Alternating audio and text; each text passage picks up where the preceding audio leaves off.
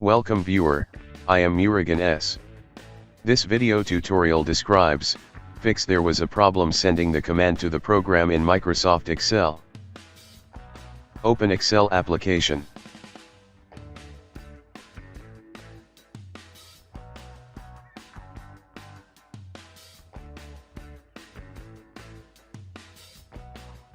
Click File, click Options. Click Advanced.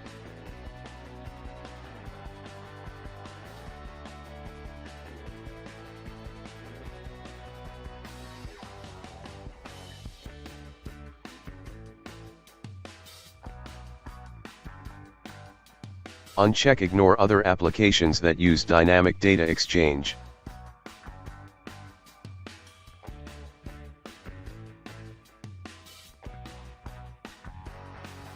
I hope this video tutorial helps to you. Please like, share and don't forget to subscribe my channel. Thank you very much.